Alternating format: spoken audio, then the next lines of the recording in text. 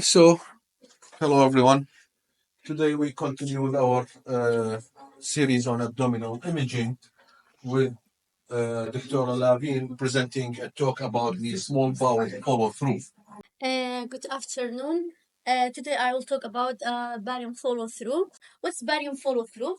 As you know, that barium follow-through is one of the investigations that's performed for showing and the motility and motility and anatomy of the small intestine by using a fluoroscopic technique designed to obtain high-resolution images. How this image is obtained by giving the patient a contrast media and taking a series of X-ray. So by this way, the anatomy and the motility, as well as many pathologies of the small intestine, can be grossly evaluated. Just shortly, the length of the small intestine nearly 6 meters. It starts from the pylorus of the stomach till the ileocecal junction. And radiologically, it's very difficult to determine this is the jejunum. At this point, jejunum become ileum, but we have many points you can differentiate between jejunum and ileum. Any of you can remembering as the points, 1 to 2 points, how we can differentiate between jejunum and ileum, just for remembering. Okay, how we can know by radiology? We can know we say this pathology in the ileum, but this one in the jejunum. Jejunum is more false. Yes. Ileum, less false, yes. And by side is very good. Jejunum, where's jejunum and where's ileum? Jejunum in the left upper, while ileum in the right lower. Exactly. And Pierce patches and arched vessels more in the ileum. And pathology is more in the distal ileum, like TB, Crohn's disease, and lymphoma. Yes. Now we come to indications. What are the indications to doing barium follow-through? We have many indications. For example, abdominal pain, malabsorption, diarrhea, anemia, and GI bleeding, and abdominal masses. These symptoms, what are these symptoms? Indicating what? Indicating many pathologies. For example, stricture, obstructions, diverticular disease, masses, and also motility disorders like scleroderma and other pathologies.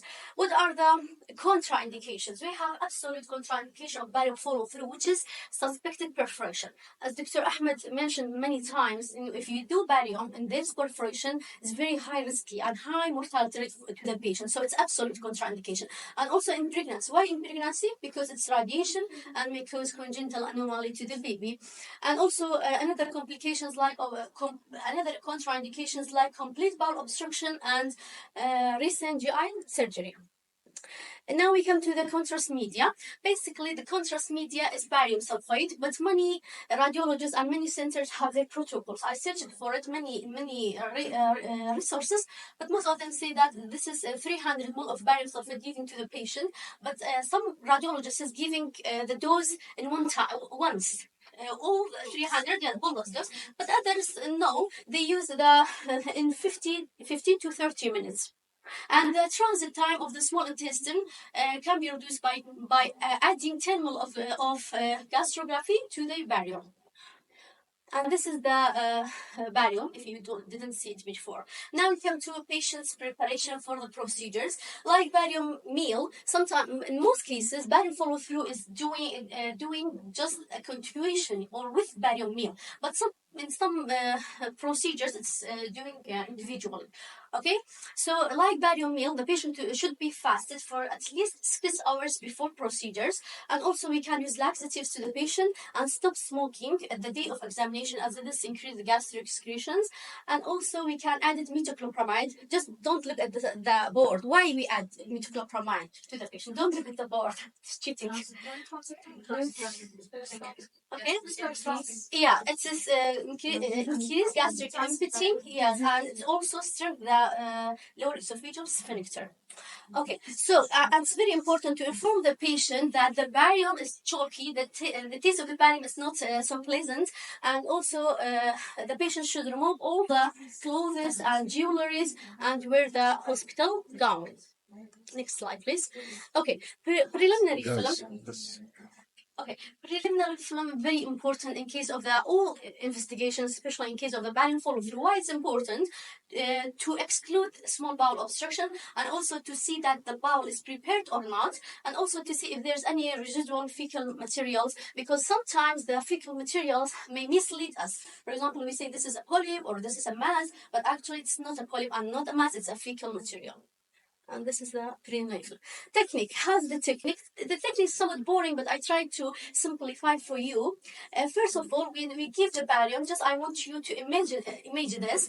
We have the patient, and here the patient. We discussed the procedure for the patient, and we say this is easy procedures, and it takes only a few minutes. And after that, we give the barium to the patient. First of all, we put the patient lying on the right side. Why on the right side? To increase gastric emptying.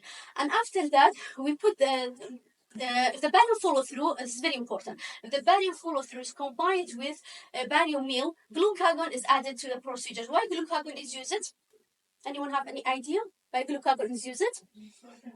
Why we don't use buscopan? Both of them are, we know, smooth muscle relaxants. Why use glucagon instead of buscopan? Because it doesn't affect transit time. Yes, very good. Glucagon not affect the transit time, while buscopan increase the small bowel transit time. Okay, the most films of the small barium follow through is doing in the prone position, doing that the patient lying on his abdomen.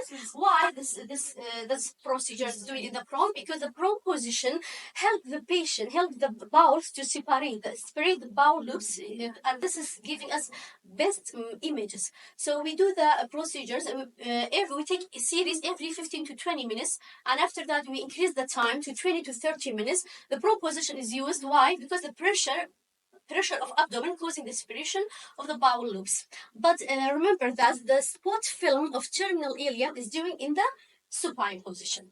Okay, the terminal ileum in supine. We change the patient's position. And this is the prone position. We take the films in this.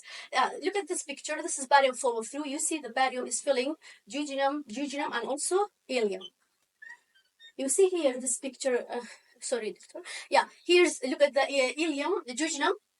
You see there's many folds, while ileum less folds, and jejunum in the left upper part, while ileum in the right lower quadrant.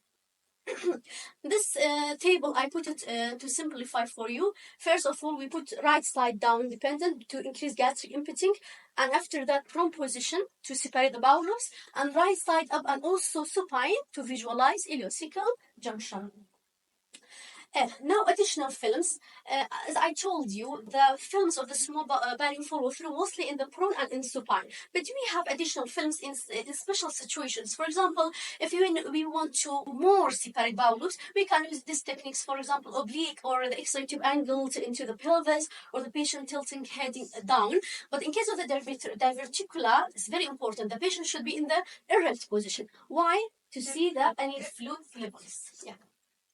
Aftercare is very important to ensure that the patient drink good quality of water, and also inform the patient that the feces of the patient may be white color. So this is due to the effect of barium. It's easy and it's not problematic, and it's just going after 2 to 3 days.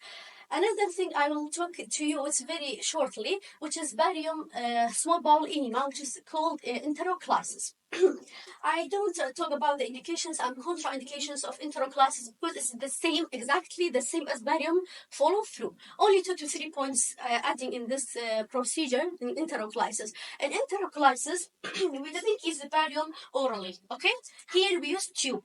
We use either NG tube or tube through the oral cavity, through the pharynx. Okay, and we inject barium directly, but the tube should be at the duodenal flexure, okay, to prevent aspiration of the content into the stomach. And also in this procedure have a very good advantage, which is best visualization of the small bowel, but it has 3 disadvantages, and therefore most of the centers didn't perform this procedure, which is next slide please.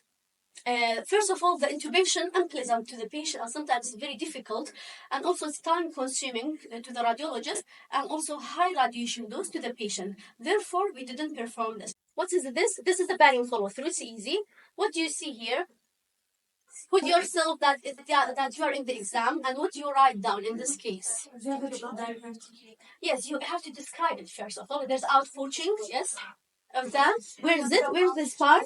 This is a duodenum. Yes, you see. Diverticular disease, you know, it is mostly in the sigmoid column, but it happened in duodenum also. I think 2 to 3%, 2 to 5%. There's outpouching of the barium from the wall of the duodenum. Yes. It's regular. The wall is regular and smooth outline. Yeah. What's the diagnosis? Diverticular. Exactly. Now you come to another slide, please. Yes, what is this? Barium fluorescent, a single contrast. It shows narrowing or stricture at the level of the ilium. Terminal ilium. Yes. Central diagnosis. It is looking benign structure or malignant structure. Smooth outline. So it's benign. Yes. So it is the Crohn's disease. Mostly Crohn's disease. Yes. Okay, this one. The number of valvular connivence increased or decreased? And bowel is hugely dilated. So what is the diagnosis? Scleroderma. Yes. This is scleroderma. Another one. You see, there's a barium in the gut of the worm. Yes, there's a gut and there's a barium. The worm ingests the barium. So this is a case of ascariasis. And this is the end of the presentation. Thank you.